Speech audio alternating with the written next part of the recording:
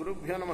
శ్రీ మహాగణాధిపతే నమ. శ్రీ సరస్వతి నమ. భక్తులారా, వాల్మీకి మహర్షి రచించిన శ్రీమద్ రామాయణం యథాతథంగా చెప్పుకున్నాం. ప్రతి శ్లోకం దాని అర్థం ఇందులో భాగంగా నిన్నటి వరకు మనం బాల అయోధ్యారణ్య కిష్కింద సుందర యుద్ధకాండలు పూర్తి చేసాం. ఉత్తరాఖండ్లోని 16 సర్కిల్ పూర్తి చేసి 17వ సర్కిల్లోని 30వ శ్లోకం వరకు చెప్పుకున్నాం. ఈ రోజున 31వ శ్లోకం నుండి కొనసాగించే ముందు వాల్మీకి మనిషిని ప్రార్థన చేసుకుందాం. పూజంతం రామ రామేతి మధురం మధురాక్షరం ఆరుహ్య కవితా శాఖాం వందే వాల్మీకి కోకిలం సమర్థద్గురు సాయినాథ్ మహారాజ్ की जय. నహి శక్యే స్త్రియా హంతుం పురుష పాపనిశ్చయ శాపే త్వయమయోత్కృష్టే తపసశ్చ వయో భవేద్.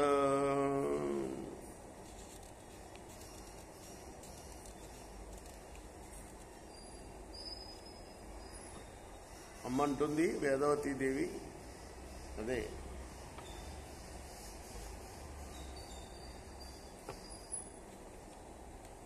నా తపస్సుని నిన్ను చంపడానికి వృధా చెయ్యను నేను. యది త్వస్తి మయా కించిత్ కృతం దత్తం హుతం తథా తస్మాత్ యోనిజా సాధ్యం భవేయం ధర్మిణ శ్రుత. ఒకవేళ నేను మంచి పని చేసున్నట్టయితే ఖచ్చితంగా రాబోయే జన్మలో ఒక ధర్మాత్మునికి అయోనిజగా పుట్టి పతివ్రతనవుతాను నేను.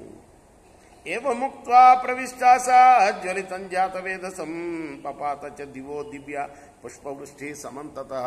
అలా పలుకుతూ అగ్ని ప్రవేశం చేసింది వేదవతీదేవి.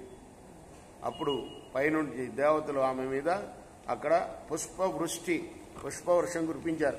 పునరేవ సముద్భూత పద్మే పద్మసమప్రభా తస్మాదపి పునః ప్రాప్త పూర్వవత్యేన రక్షసా. ఆ తర్వాత ఆమె మరల పద్మంలో పుట్టింది. ఆ రాక్షసును మరలా ఆమెను గ్రహించాడు. కన్యం కమల గర్భాభాం ప్రగృహ్య స్వగృహం యయౌ ప్రకృత్య రావణస్త్వేతాం దర్శయామాస మంత్రిని. పద్మ మధ్య భాగం వంటి కాంతి గల ఆ కన్యను గ్రహించి ఆ రావణుడు తన ఇంటికి వెళ్ళాడు. ఈవెన్ తీసుకుని వెళ్లి మంత్రికి చూపించాడు. లక్షణజ్ఞో నిరీక్షైవ రావణం చైవం బ్రవీత్ గృహస్థైషా హి శుశ్రోణి త్వద్వదాయైవ దృశ్యతే. బాగా జాతకం తెలిసిన, హస్త సాముద్రికం తెలిసిన ఆ మంత్రి ఆ శిశువును చూడగానే, ఓ రావణ, ఈమె నిన్ను చంపడానికి గృహంలో చేరింది అన్నాడు. ఎతశ్రుత్వార్ణవే రామ తాం ప్రచిక్షేప రావణ సాచైవ క్షితిమాసాధ్య యజ్ఞాయతన మధ్యక రాజ్ఞో హలముఖోత్కృష్ట పునరభ్యుద్ధితాస్తతి. రామ ఆ మాట విన వెంటనే ఆమెని ఆ రావణాసురుడు సముద్రంలోకి విసిరేశాడు.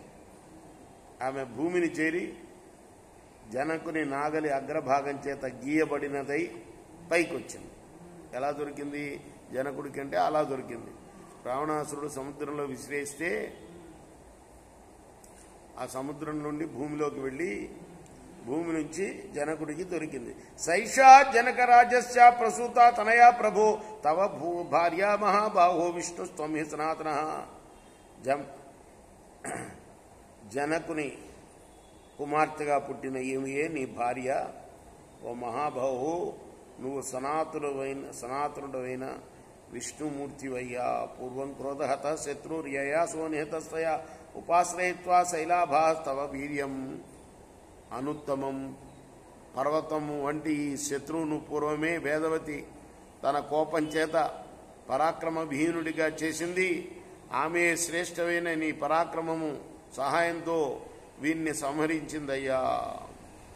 ఏమేషా మహాభాగా మక్షేషూత్ పశ్యతే పునః క్షేత్రహలముక్తో ఉఖోత్కృష్ట వేద్యామగ్నికి కోపమా.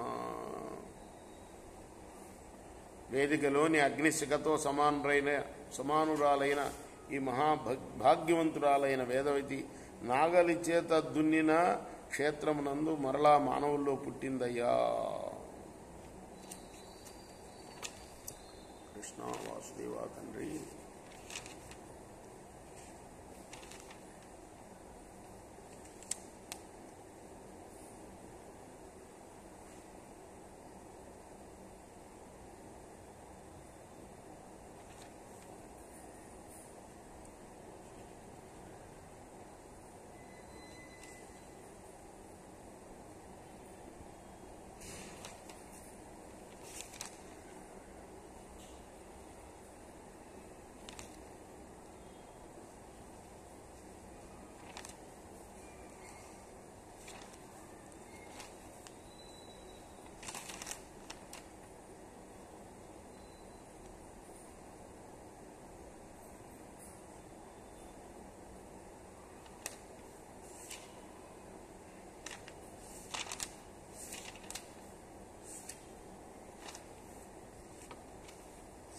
ఏషా వేదవతీ నామ పూర్వమాసీకృతే యుగే త్రేతాయుగమనుప్రాప్య పదార్థం తస్య రక్షసా ఉత్పన్నా మైథిలకులే జనకస్య మహాత్మనః సీతోత్పన్నాతు సీతేతి మానుషై పునరుచ్యతే. పూర్వం కృతయుగంలో వేదవతి అనే పేరుతో ఉన్న ఈమె త్రేతాయుగంలో రావణుని సంహరించడం కోసం మహాత్ములైన జనకుని కులంలో అలా భూమి నుంచి పుట్టింది, నాగలి చాలు నుండి.